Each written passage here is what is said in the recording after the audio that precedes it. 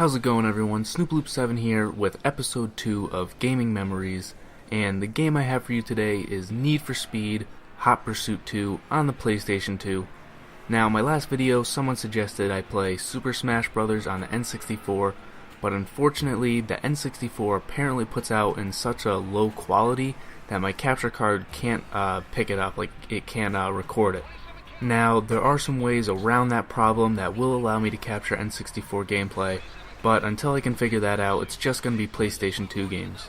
So again, all the games I have will be in the description below, and if there's a game that you want to see me play or talk about, let me know. So, back on to Need for Speed. Obviously it's a very popular series. Chances are you've played at least one Need for Speed game in your life. And I actually also have Need for Speed Most Wanted, but that game is broken, the disc is a little bit scratched up, does not play at all. My best friend that lives across the street from me, that I've been a long-time friend with, he also has Need for Speed Most Wanted, and his disc is broken also. Our disc broke first, and so we would actually borrow his disc and play it, and then that one ended up getting ruined also. But Need for Speed games are just a lot of fun, and Hot Pursuit 2 was actually the first real racing game we had at my house. I think the only one before it was Mario Kart on the N64, which is an awesome game, love Mario Kart, but Need for Speed was the first racing game I had with real cars and no power-ups, stuff like that, so it was just more realistic, I guess. But I've had a ton of fun with this game over the years, especially because I have 3 siblings and a best friend that lives across the street, so there's always someone to play with, and playing against another person is the best part about racing games. So we would always have like mini tournaments and stuff, and we'd play where the winner got to keep going and the loser would have to give up the controller. And there'd be a good rotation going because we're all pretty equal at the game, so anyone could beat anyone. Of course, sometimes one person would get on a roll and start winning a bunch of games in a row, and everyone else would start trying to change the rules, like, oh, well, if you win 3 games in a row, you have to give up the controller. But if you're the one winning, you're like, no, winner stays, we agreed on this. You know, things like that, so it was a lot of fun.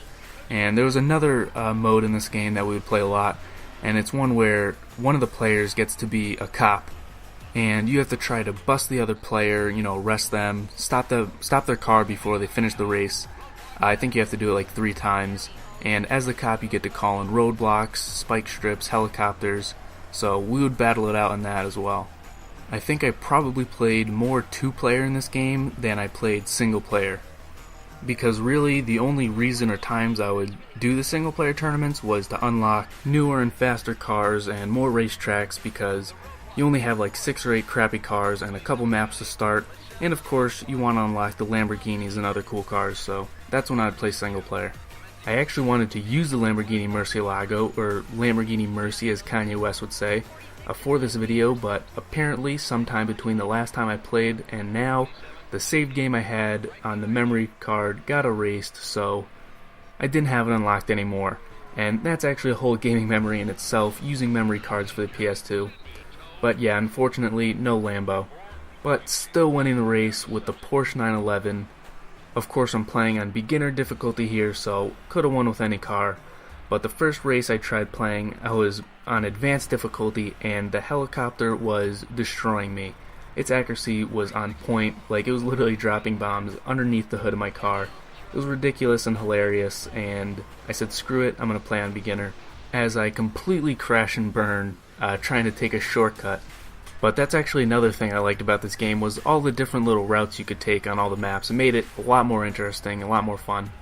So yeah, I've had a lot of good times over the years playing Need for Speed. So don't forget to leave a comment below on any memories or good times you've had with any Need for Speed game over the years. I'd like to hear how you guys have enjoyed the Need for Speed series. And another one actually recently came out, Need for Speed Rivals, which I'm actually thinking about getting.